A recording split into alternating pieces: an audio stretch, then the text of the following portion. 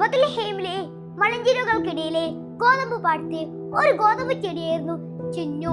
അവളുടെ പാടത്തിനരികെയുള്ള പൂക്കളെയെല്ലാം ദേവാലയത്തിൽ കാഴ്ചയർപ്പിക്കാനായി കൊണ്ടുപോകുമായിരുന്നു.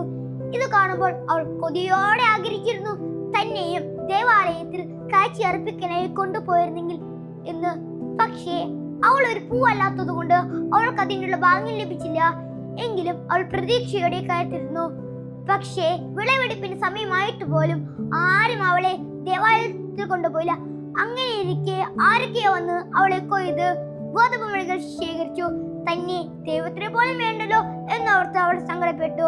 അങ്ങനെ ഇരിക്കെ ഒരു ദിവസം ഒരു മനുഷ്യൻ അവളെ വാങ്ങിക്കൊണ്ടു പോയി തന്റെ പശുക്കൾക്ക് തീറ്റയായി കൊടുക്കാൻ. തന്റെ ജീവിതം ഇങ്ങനെ തീർന്നല്ലോ എന്നോർത്ത് അവൾ സങ്കടപ്പെട്ടിരിക്കുന്ന ആ രാത്രിയിൽ അവൾ ആ കാഴ്ച കണ്ടു. ഗർഭിണിയായ ഒരു യുവതിയും അവളുടെ ഭർത്താവ് നടന്നു വരുന്നു. പ്രിയ കൂട്ടുകാരെ, അത് മറ്റാരുമല്ല, മറിയം ജോസഫുമായിരുന്നു. ചിന്നു വൈക്കോലിനെ പുലിനത്തിയാക്കി അവർ ഉണ്ണിയേശുവിനെ ആ പുൽത്തൊട്ടിയിൽ കിടത്തി. ചിന്നുവിന് സന്തോഷമായി. ഉണ്ണിയേശുവിനുള്ള തൊട്ടിയായി തന്നെ തിരഞ്ഞെടുത്തല്ലോ എന്നോർത്ത് അവൾ ദൈവത്തിന് നന്ദി പറഞ്ഞു. പ്രിയ കൂട്ടുകാരെ, അയക്കുന്ന അവസ്ഥയെ കുറിച്ച് ക്ഷമിക്കേണ്ട. ദൈവത്തിന് നിന്നെ കൊണ്ട് ആവശ്യമുണ്ട്. Merry Christmas.